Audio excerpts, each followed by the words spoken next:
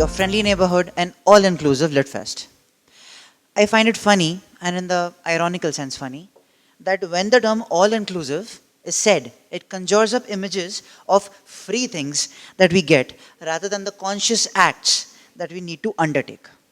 It was stated in one of our keynote speeches that inclusion is a culture necessity with empathy at its foundation.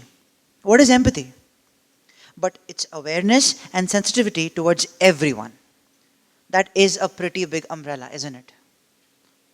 But let us focus on that word necessity. It is not a choice, it isn't optional. Years have gone by, and even the woke crowd amongst us, yours truly included, falls off the wagon sometimes and fails to be aware. Aware towards the persons with disabilities, where inclusion is a necessity, not a choice. Again, I repeat it only for major focus on the term. And here to talk about what to be aware of for this particular necessity is author C.K. Meena. She is a writer and a disability rights advocate who has spent more than 10 years trying to bring attention to the struggles faced by those with disabilities in India. She has a master's degree in English literature from Delhi University and is presently working on a doctoral degree in the same. She has experience working as a teacher and a journalist, and she has ties to a number of NGOs that support the rights of persons with disabilities.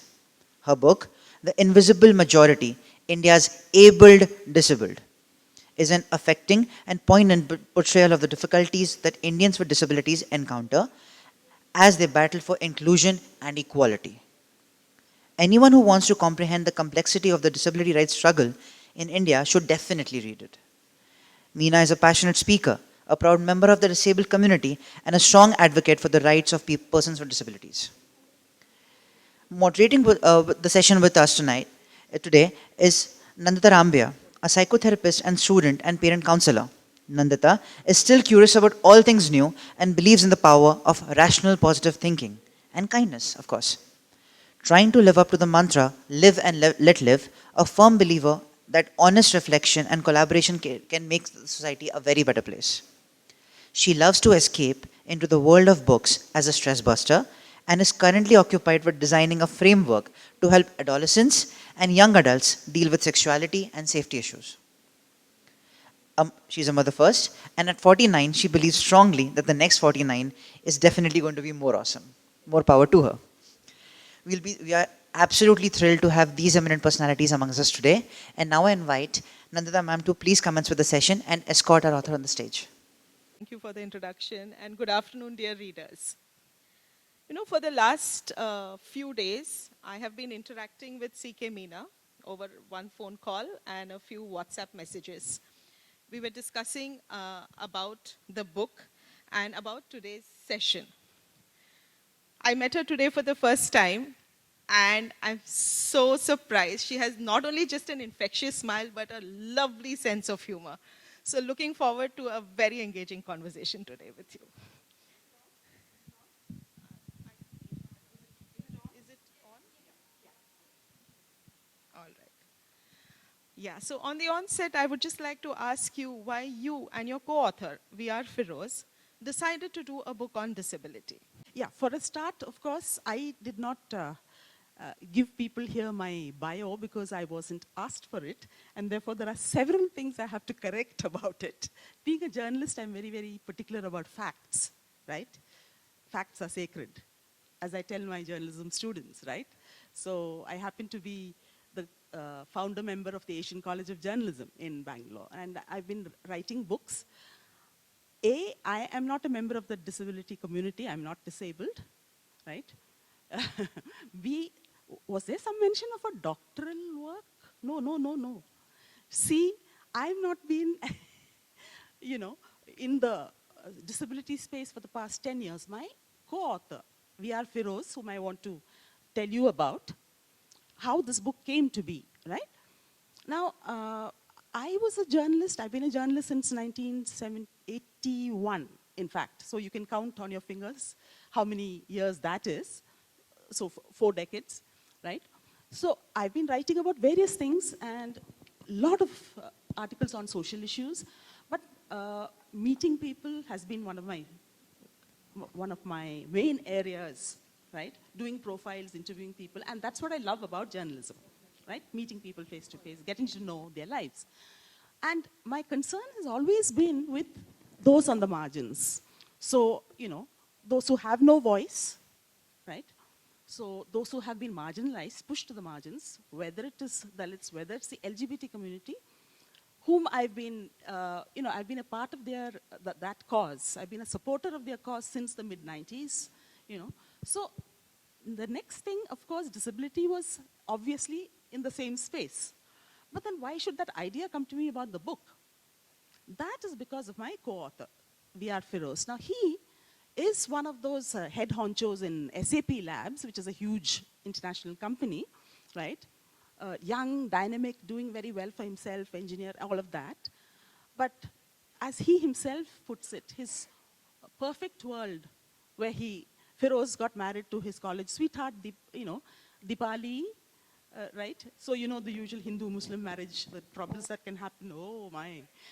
But sailed through that, got a wonderful baby. And a few months into the little baby being born, Vivan his name is, they noticed that something was not all right. And before he was barely 2 years old, he was diagnosed with autism. And it happened to be a very extreme, severe form of autism, where to this day, Vivan is, I think, 14 now. All right. He still does not speak. He is non-verbal. And everything has to be done for him, like care constantly. So one way of something like this happening to you, and if there are caregivers in the audience, I know that the first thing would be denial, anger, and then self-pity, or you go through all the 5 stages. But then when the acceptance comes is when, and this is what I've seen as I worked on the book as well, right? That when something terrible has happened, what you consider terrible, right? I don't want a child with disability, this is the worst thing. When you accept that child for who he or she is, then you say, okay, how can I give back something? How can I make the world better for others like Viva? Right? That is the spirit. And that lifts you up out of everything. Very true, very true. And he's become this, for the past over 10 years, he's been a fierce campaigner for disability rights. You can see him, if you Google VR Firoz, you'll find TED Talks, and he's done n amount of things. And, not just speaking, but funding, right? Everything to do with disability, forming a network around the globe. And so he is the one who, over the past 10 years, knows that in India, who are the right people who are working for disability, so organizations, individuals, entrepreneurs, So he got in touch with all of them. And he thought to himself, a book should come out of this. India-specific book, which has not been written.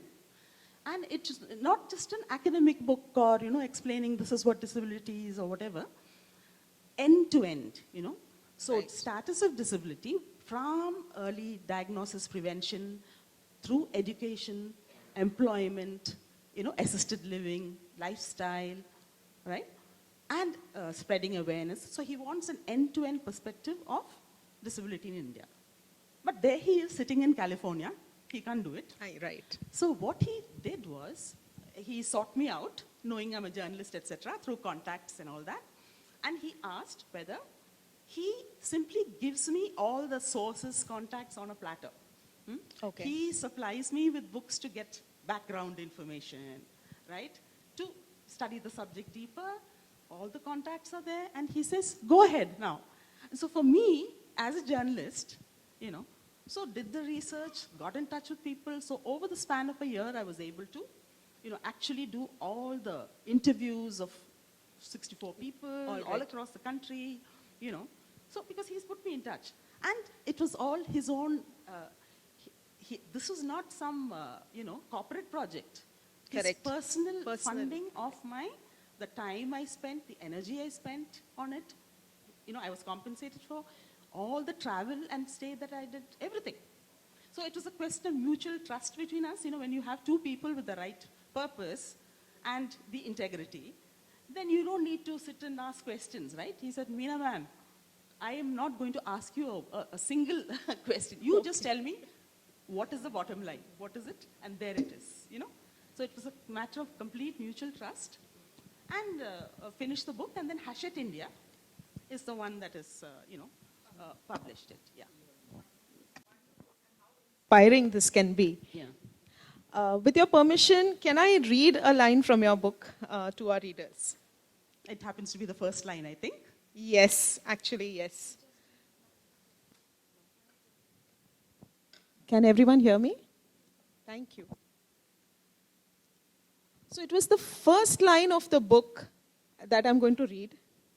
It says, "This is a book about disability," which means this is a book about all of us. And that is when I realized how profound, and yes, this is a book. Whoever reads this book, I think, will not only be inspired by it, but I think a book needs to be read by almost everyone over here. Yeah. It's not just a question of the book being read, but this is something deeper. It will happen to all of us. Disability will happen to all of us. If we live long enough, right, we will have some form of disability or the other. Now, the problem is that we shy away from that word. In the morning, there was a speaker with, his hand in a sling, right? Dr. And yes, Jitendra Nayak, sir. exactly. Yes. Jitu, they called him, yes. Nobody would say, oh, there goes a disabled person. He is. Because what is the definition of disability? Very simply put, it is something, an impairment, right, that prevents you from doing your daily activities the way you used to. And therefore, you cannot fully participate in society, right? Now, you have, let's say, an elderly parent and forced to use a walker. You don't say, there's my disabled parent. Why? So what is the shame about the word? There is no shame. So this is what is the new trend now. You do not refer to persons with disabilities as, special, differently abled, because they are meaningless. So they have formed a very strong community, and that is a community that I encountered, right? Who demand their rights, not say me, right? So no pity. I need to function like everybody else in society, right? And therefore, it's your damn, business to provide me all that accommodation and accessibility, right? And I am disabled. They use the word disabled. Why? Because they're saying, you are the one who's making me disabled. The environment is making me disabled, right? So they use the word disabled with pride. So the term now is not, they say differently able. What's different? I also am different, you're different, so what is the difference between a disabled person and, it is meaningless, right? Right. So this is what we realize, that in so many ways, disability can come to us all with age, because it can be, visible, it can be invisible. Correct. It can be temporary. You have somebody who crashes in an accident, right? Correct. There you are, there's a whole Temporary. period of recovery. Absolutely. Then you're temporarily disabled. So when you look at that, now you see how the meaning of the term, the invisible majority, comes up. Absolutely. You have just redefined the term disabled itself, and now we understand the title of the book, Majority. The Invisible Majority, the word majority over there. Then in the same context, in one of your chapters, you have also tried to redefine the way we look at the word normal, or what is acceptable. So if you could just explain a little more about that. Can I just read that section? Sure. Because I think I wanted to read this particular section because it's called, the first chapter called The Fiction of Normalcy, right? Because I thought that will gel very well with the theme of the conference, right? Which talks of inclusion. So why is it that society is saying something is normal and something is not? So it's a very broader kind of a, term. So I've said, the COVID-19 pandemic has spawned the term, the new normal. But what was the old normal like, if indeed it ever existed? Before we speak about disability, we must banish the specter of the normal. It seeps into our language, it haunts our daily lives. If we stop to think for a moment, we would know it doesn't really exist. The norm is what is accepted by most people. It is a standard to which we are expected to conform. But do most people look, behave, or live the same way?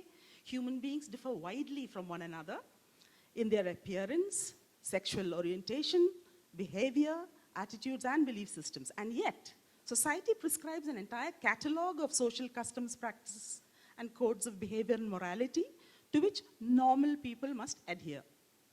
Physical appearance also comes into the picture. Apparently, there is a prototype into which we must all fit. Any deviation results in varying degrees of exclusion, right? A child is born, you inspect her, check fingers and toes, all correct and present, she is normal.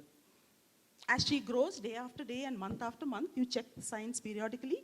She can hear, she can speak, she is normal. Now, all that remains is for her to go to a regular school, get acceptable marks in college, get a regular job, marry an acceptable man, and have normal children. You can immediately see how problematic the terms normal, regular, acceptable are, not to mention how dreadfully boring they sound, and how easy it is to be labeled abnormal. The 1% is held up as the ideal to which the rest must aspire. It is those who represent the fabulous diversity of the human race and the wealth of human experience that are dubbed not normal, if not abnormal. And finally, persons with disabilities will tell you, they're just like everyone else, no less, no more. That was really wonderful. And now we also have a new definition of normal over here. But Meena ma'am, in my personal experience of working with children who have disabilities and then working with their caregivers, I also see, especially in the caregivers, that there is a lot of mind block, initially. As you mentioned earlier, that there will be a stage of denial, and then there is fear, and there are so many things over there. So what would you say to the caregivers? Like, how do they go about dealing with their children or others, their family members, who have certain kind of disability? Right. So, of course, I can tell you that read the book, I would tell people. But yes, I definitely talk about caregivers, parents, right? And some tips, right? Now, what one finds, exactly like we mentioned, that I mentioned earlier, they have to get past that whole denial part of it. Now, the trap that they sometimes fall into, two kinds, right? One is the feeling of guilt for a strange reason, There is guilt associated. Did I cause that disability? When I did I do something wrong in my pregnancy? Is that why the child was born like this? This funny feeling of guilt which they can't shake off, So that has to be consciously tackled. It is not your fault, right? Then the question of acceptance has to come, and that takes time, right? So even after you've gone through all the stages, the counseling is often needed, right?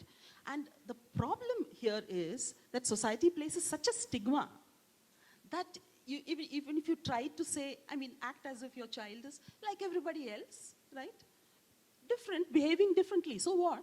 There will be a whole society from your family and extended family onwards to society in general, which will, which stigmatizes, which, says rude things, which has these terrible terms, right, that they use for, the terms, no? The colloquial terms that are used for those who are this and, all of that. You know all of that. I don't need to explain that. So let's say that they've got through that stage.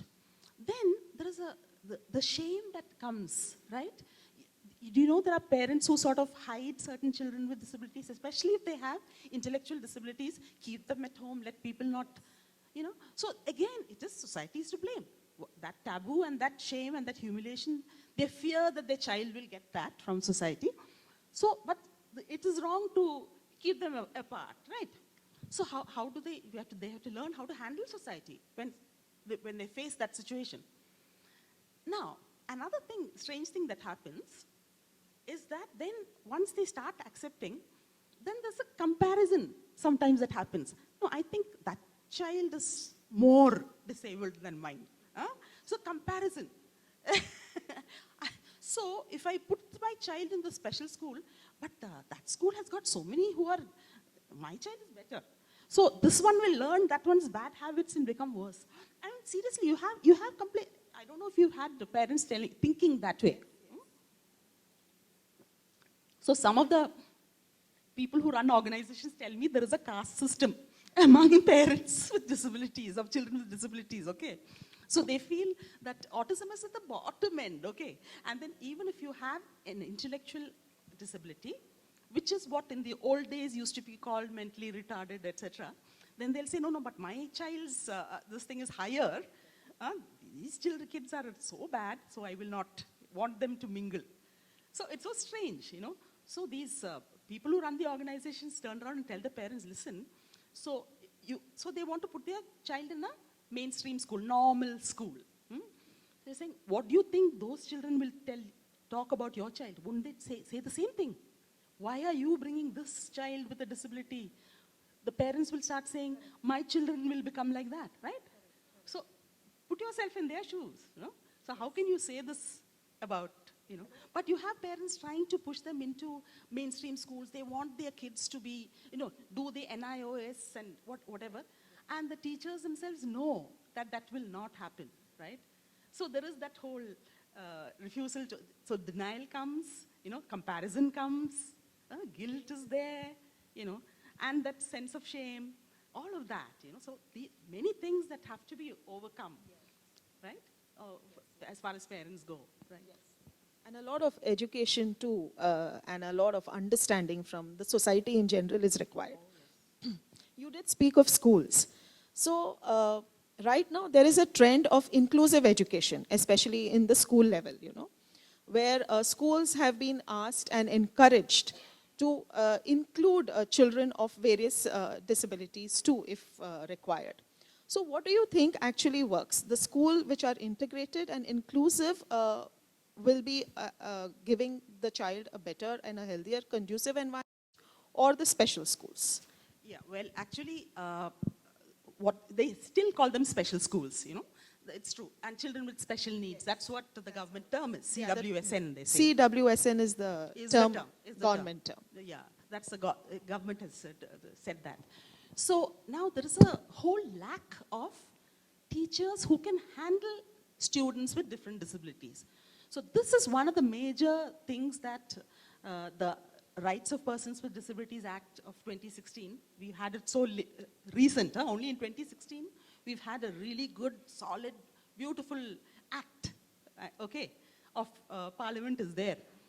But we've yet to catch up, right? So now, for a start, you're talking about education. There are many things that need to be done.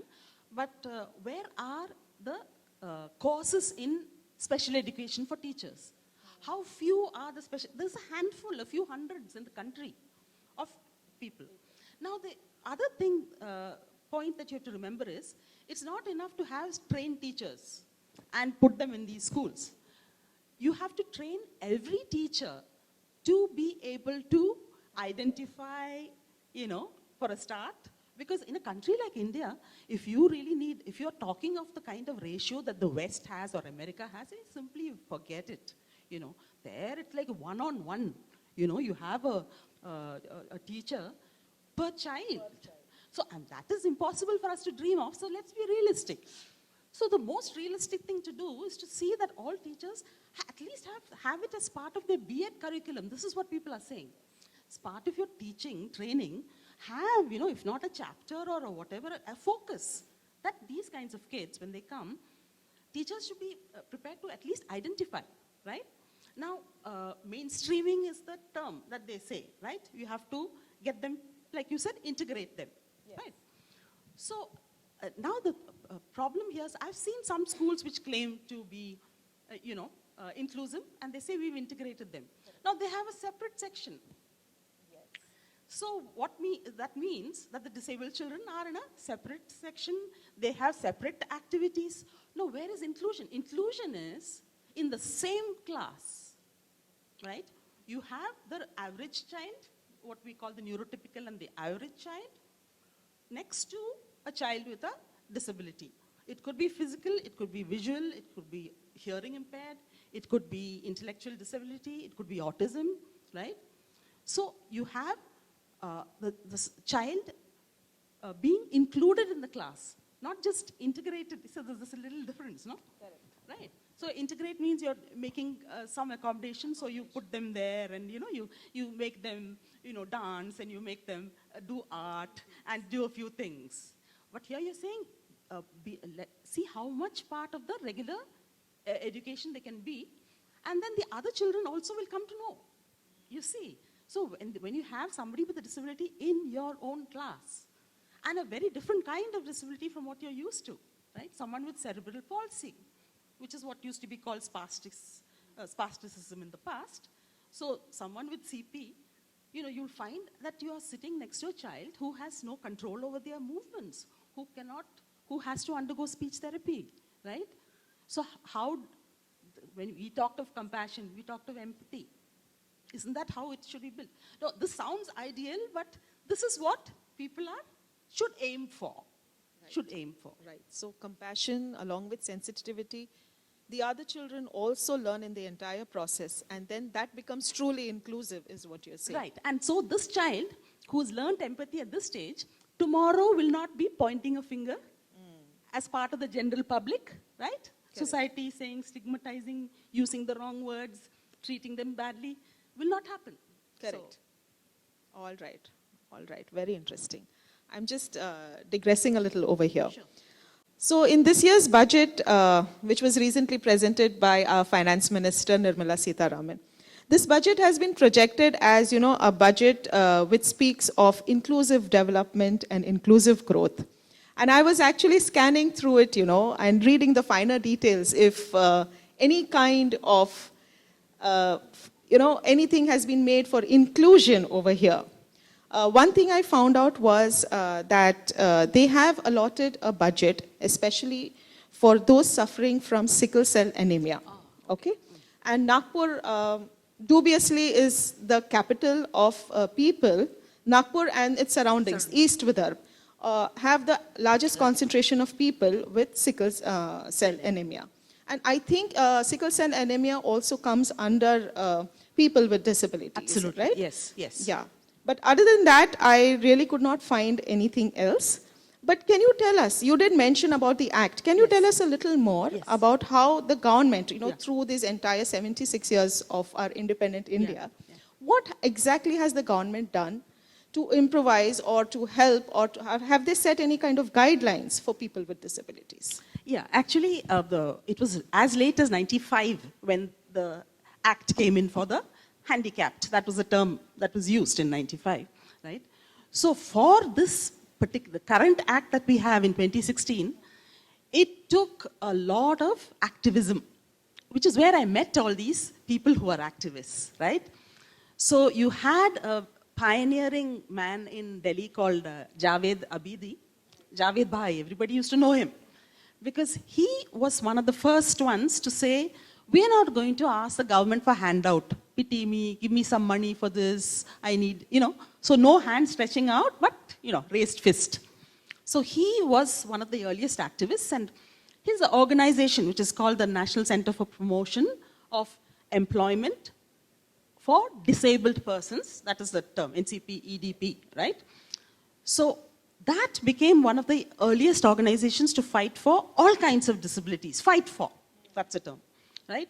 So got out onto the streets, got organized. There were associations of, organizations fighting for the blind, for the deaf, right? And for people with intellectual disabilities.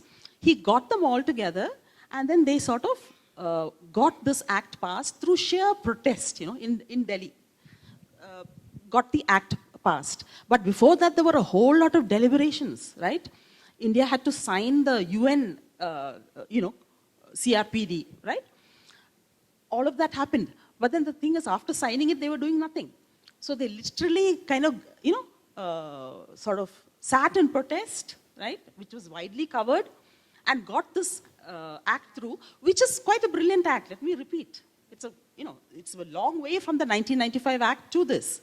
So whereas the 95 Act had mentioned some 7 disabilities, this one mentions 21, of which sickle cell anemia is one, right? And talking of sickle cell, I don't know why she thought of that, only including that name. Among the tribal people, among Adivasi people, this is very common, sickle cell anemia. So you'll find where those populations are concentrated, that unfortunately is a terrible kind of a, illness. So I'm wondering why she picked that. Because there are other kinds of blood diseases like thalassemia, for instance, hemophilia, for instance, another blood-related disorder, which of course I've mentioned in the book, and people who have that disability, right, who have thalassemia, for example. So there are various others. But my point is, there is no point adding to lists of disabilities, right? Because if you just go by that simple term of, inability to perform your daily activities, then you can include whatever new thing happens to come in the future, right? So there was a funny situation where people with kids with Down syndrome found Downs is not mentioned. What do you mean not mentioned? So am I going to sit and think of all the disabilities and keep on adding to lists? It's so meaningless, right? You should know that a kid with Down has got these kinds of impairments, right? So therefore, you should get your certificate. That's the other thing. You get a disability certificate, right? Which, if you are 40%, now the government has decided that 40% is the cutoff mark. So benchmark disability, they call it. So if you have 40% and above, then you are legally, you can claim benefits for being disabled, right? Which means, of course, free education. Up to the age of 18, free education in a special school of your choice or any local neighborhood school. Okay. You can. You can. Yes, So there is that, when it comes to education. Yes. And then other benefits, etc., etc. But what I'm saying is it was a long battle. And if you read that whole description that I give in the thing, you'll realize how hard you have to fight to get people's, eyes open to, you have to give us accessibility. Correct. That is one of the major things, no? So what happens? I mean, we all knew that we were locked indoors during the pandemic, felt imprisoned and felt suffocated. But how many people, let's say with the locomotor disabilities, have been trapped in their houses because the street outside is not accessible, right? Where can a wheelchair go? When you have no roads, no access anywhere to banks or public buildings.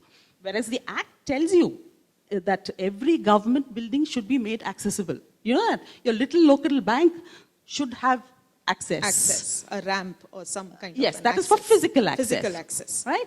Whereas access for a visually impaired person would be software. That is, you can read, right? On your computer, you have a speech reader. Right? So their site, your website, should be accessible to a person who's blind or visually impaired. So it should be that. So just check whether all the government websites have got that. We'll do that. So, long way coming, but these are the But things which at least are it has already started. there in the Act. So it's there on paper. It's there on yes. paper, including, would you believe it, Nandita, every single building, government or private, which is going to be constructed according to the building bylaws, okay? So it tells you that it has to be accessible. Now, can you imagine, I'm building a house, you think I'm making it accessible? Exactly. But the Act tells you that. Now, what is the catch there? That's a central act. The local bylaws, of your corporation have to be modified for that to happen. Okay. So that is where they need to work on and to integrate Right. at different levels. you were talking about accessibility and wheelchairs. You have also mentioned a very beautiful concept of universal design or design for all. Can you elaborate a little more on that? You know, you talk about how whether we, whether public companies or corporates or even the governments or the other can design spaces in such a way which are designed for everyone and there is universal access. So you did mention small inventions in that. Yes. Yeah. Actually, there is a lot going on in the field of technology and, assistive technology. They call it AT. And it's like AT for all, that sort of thing. There are conferences held and I went to one of them. So there is a lot being done in India when it comes to technology to assist the disabled and bringing the price down. Now, abroad, we know that there's a whole range of devices and technology to provide access in all sorts of ways. But because it's prohibitively expensive, what happens is that there are, for example, do you know that the IITs are doing brilliant work in this field, right? IIT Madras, IIT Delhi, IIT, I think Guwahati.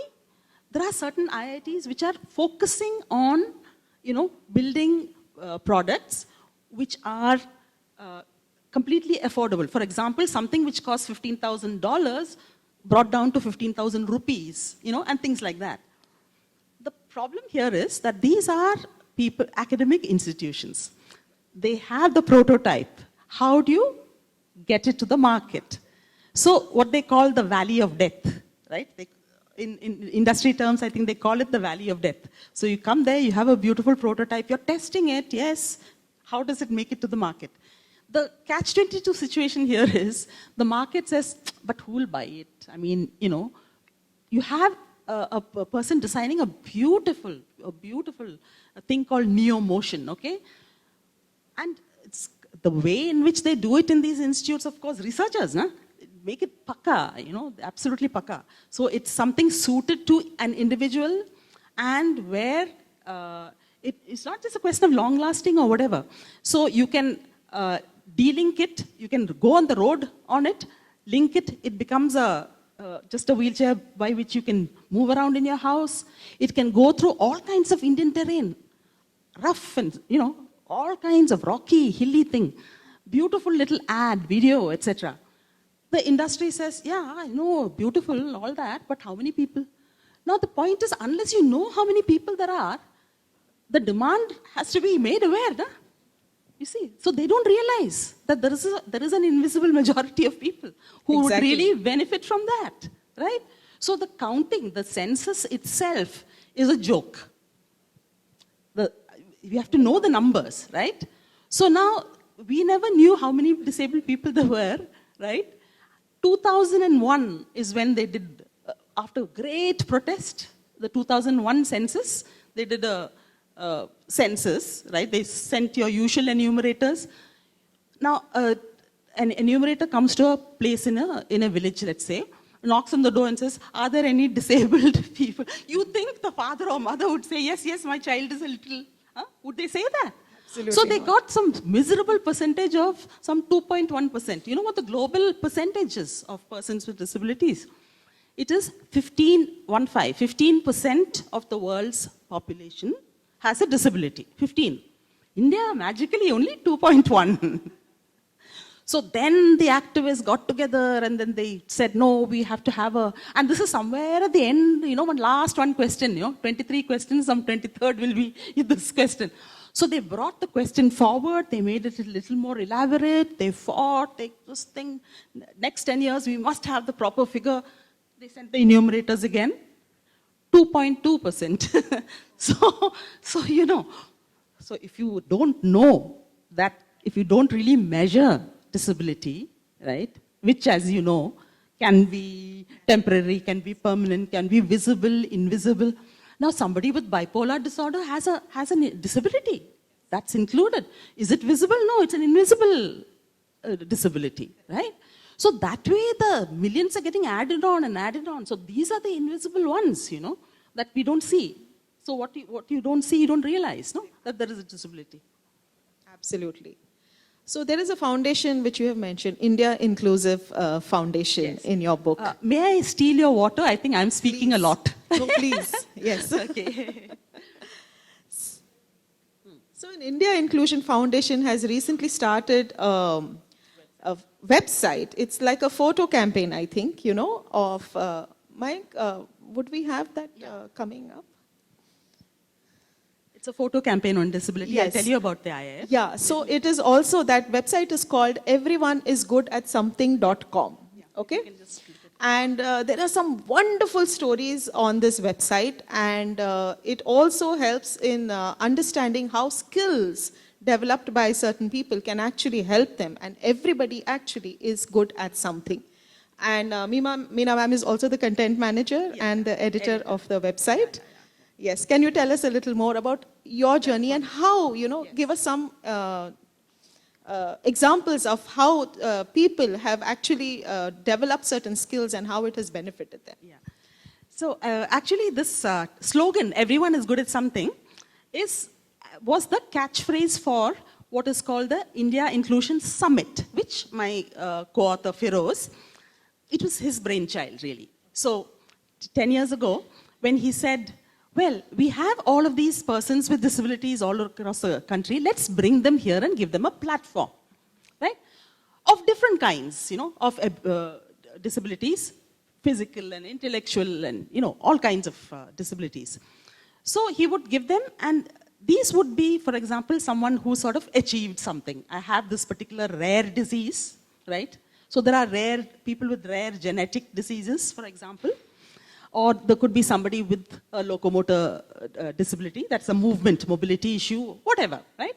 And they have a special thing that they can do. So it became something for achievers, right? So now, there is a little problem with this business of expecting a disabled person to, or the media is very fond of this. Look, this person is, has no hands, but can paint with the feet. The point is, so what? The body does it, if the human body is beautiful. If it misses a certain part, it'll do something to compensate for it. So the media is like, only bringing up these examples, glorifying. So, there's a term in my book that I use, which I borrowed from an Australian comic. She says this is inspiration porn. Right? You just get your kicks about, what are you supposed to do? This is something that the person is anyway going to do. Oh, no hands, but then how can they, brush their teeth? How can they sign they do. So don't, kind of make such a big deal out of it. The other problem with, only writing inspirational stories about achieving PWDs, what will it make the others feel? Oh, I have to. Now, everybody should be like that. I have no leg. I have also got to climb Mount Everest in order to prove something? No. So now this site you'll find the actually the opposite. So Firoz kind of said, there is a photographer called Vicky Roy, whose photo campaign this is really. So Firoz wanted to give him a platform, right? He has gone around, I think, almost all the states and union territories he's covered. He's got a few more left. Couple of, I think one union territory, which he will shortly complete, and possibly another couple of states. He's got contacts with NGOs and people like that, right, working with the disabled, and he sources the stories and takes their pictures, right? Pictures, not just one mugshot. What their daily life is like, all that they do, right? Now, a person who, let's say, wears a prosthetic limb and climbs a mountain, right? Why should only that person be considered someone who's great or to be admired? Someone who fell, living in a very remote village, let's say, in Jharkhand, whose entire family has deserted her after she fell off and got a spinal injury, right? Father left, brothers went away. She was alone, and she had to manage her own shit and piss and everything on the bed sores, all of that. She managed on her own for 3 years, right? And then these angels came to help her. That is from an NGO, heard of her, So isn't that something? Huh? Isn't that a bigger achievement? Right? So sometimes it is sheer grit that they do it, right? Sometimes it is just, a parent with a child with a disability. She's a domestic worker, but she's managed to, find time to take him to a school, to a special school, which is some 10 kilometers away, right? So she manages her daily schedule in order to see that this child gets a good education, because it is not a question of early times, the kind of parent who would say, oh, this one now, we'll put him in a corner, just feed, let him, sleep, and that's it. But you're seeing a future for your child with a disability. So that child should be written about, right? So it is the ordinary, actually. We celebrate the ordinary struggles of ordinary people with disability. So that is really what it is. So it's not that they have a special skill, but they have, so you have wonderful examples in most of them of families supporting children with disabilities. So you have a child with a disability, and then you have other children, but you have equal, if not more focus on this child, saying, tomorrow the child should be able to manage on her own. No? So let us give her even more support. That is the attitude, that you find. So this is what has been Excellent, happening. excellent. I have several more questions, Ah, but I time, think we are running out of Yes, time. yes, yes. I will just ask Oh, you yeah. one quick question, a one-word answer. Yes, yes. How hopeful are you, on a scale of 1 to 10, 1 being the least, 10 being the more, that how hopeful are you that we as a society, India as a nation, in future will be more inclusive and in the real sense of the word? Yeah. How hopeful are you? Actually, beginnings have been made. So I think I am sort of, possibly because I'm a pessimist by nature when it comes to these things, but I would still say 6. Wow. I would still say 6, because I see signs of change. We have come a long way, from branding, people like this, right? We have come a long way. And I think with the help of all of these organizations which are fighting, right, there is change coming. Excellent. Thank you so much, Meena. Yes. Audience, if you have any questions to ask. Yes, sir. Ma'am, we are talking lot of about disability, right? Something which is not normal. Now, words you say that everything is different, doesn't matter. What I am thinking is, what about the children or a people who are specially abled? Aren't they disabled? Do you have any thought? They are very, very, very good at X things, but then they will be lacking lot on other things. Yes. So do we need to do something for them? Do you have any opinion or views on that? Now, there are two things that I gather from your question. One could refer to who are called the genius, extra high. Yeah, that is one. Yes, gifted children. Yes. See, absolutely, absolutely. That comes in. It doesn't come in within the purview of the act. But if you take a country like the U.S., or if you take a book like Andrew Solomon's book, Far from the Tree, right? He gives a special section to these gifted children, and it's a different way of handling them, because now what do you do? So there is a disability, they have their own challenges, so the parents have to be really counseled, they have to really work, try to see that you don't push them, but at the same time that they make use. It's a big struggle for the parents, absolutely, that is true. But I also thought that could also refer to children with autism who have high functioning autism, who are excellent at certain things but completely lack social skills. Completely, right? So that also, of course, it's a disability. Yeah. So that requires, as I said, counseling, therapy, lots of things, and fitting them into the right kind of jobs. So there is a chapter on that as well. How do you find you don't get them to do the usual kind of HR kind of way. They will not even look you in the eye. What happens? What happens then, right? So a special method of selection. So you have to get these companies to change their attitudes, right? Which is what Firoz has done. He has done it in SAP, and there are other companies now following that. Certain broad-minded, progressive, big corporations are following that route of knowing that you have to change your employment strategy. Yeah. Okay, can I ask one question, please? We have time? Quick question, ma'am. Yeah. I work with, children who are born with disabilities. That's right, I know. Okay, so like congenital malformations mostly, and we do surgeries for them, we organize throughout the year. But I believe that many of these Rajiv Gandhi, Jeevan Dai schemes and many other schemes do not cover pediatric surgeries. Do you have some idea about that? And is somebody working on getting them included? See, actually, that was a question that was brought up, that they're not covered in insurance. Certain kinds of surgeries are not covered, right? And it's a very peculiar kind of a thing, The law is not clear on that. So actually, activists have to be the ones to do this kind of pushing, and writing about it. So I'm sure that that's happening because it's also happened to this conference that I attended.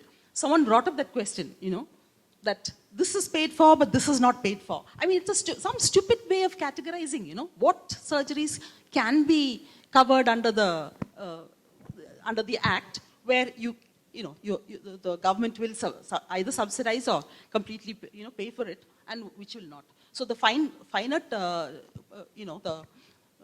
print about it, I'm not aware of, but yeah, I'm aware. Thank you so much, ma'am. I think all of us had great insights from the session. All of us learned something. Personally, I learned that I should not be trusting anything over the internet. Yes. And I should educate myself more. And for that, I'm really, really very apologetic. And,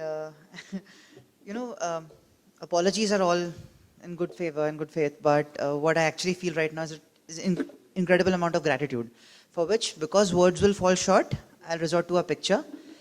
So we would like to present to you by hands of ma'am and Harsh Aglave, if you're here. Yeah.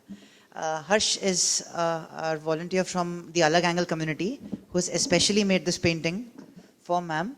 He's absorbed the work, he was aware of the book, and he's made it in collaboration with the book. Thank you so much, Harsh.